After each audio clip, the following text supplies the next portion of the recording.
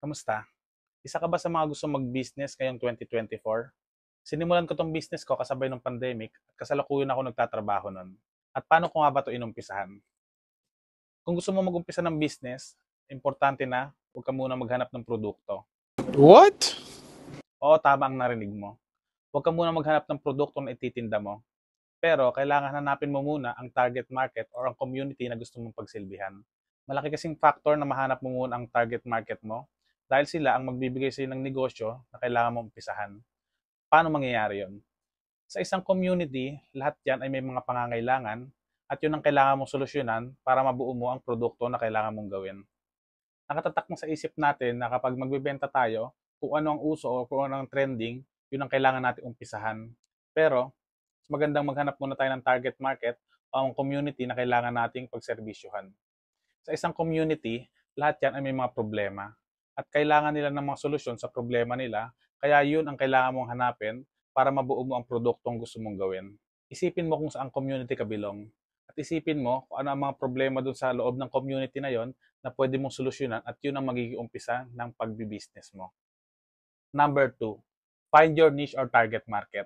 Karamihan sa mga nakapag-umpisa na ng negosyo ay inaalok ang produkto nila sa lahat ng tao kahit hindi naman nila kailangan yon. Siyempre nga naman, mas marami tayong alokan, ay mas mataas yung chance na makabenta tayo. Pero sa pagnenegosyo, hindi siya ganun. Counterintuitive ang business side. Mas marami kang inaalok na negosyo, mas konti ang bibili sa'yo. Bagkus, kailangan mong hanapin kung sino talaga ang target market mo or yung mga taong nangangailangan ng produkto mo dahil sila ang kailangan mong paglingkuran. Para hindi na rin maubos ang oras mo, kakaalok sa mga tao na alam mo naman na mababa ang chance na bumili ng produkto mo.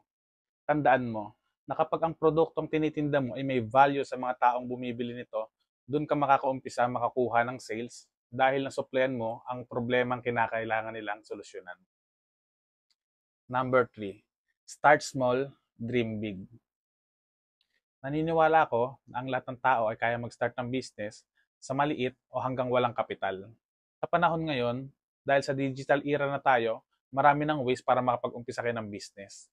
Pwede kayo mag-start muna sa pagiging affiliate or pagiging reseller ng mga produkto na tingin nyo kumikita na. Marami ng videos or tutorial kung paano makapag-start ng business sa pagiging reseller or pagiging affiliate. Pwede nyo umpisahan yan habang binubuo nyo yung pangarap nyo sariling business para kahit papano tumatakbo na sa isip nyo kung paano makipag-communicate or paano magbenta ng product habang hindi pa sa inyo yung sariling produkto nyo. By that, mas maliit ang kailangan yung kapital na gamitin o mas maliit ang risk na pwede nyong kunin habang nag-i-start pa lang kayo. Kung gusto niyo ng mga ganitong klaseng video, pwede kayo mag-follow sa atin or i-like nyo itong video para sa mga susunod na videos ay lalabas pa rin tayo sa newsfeed nyo.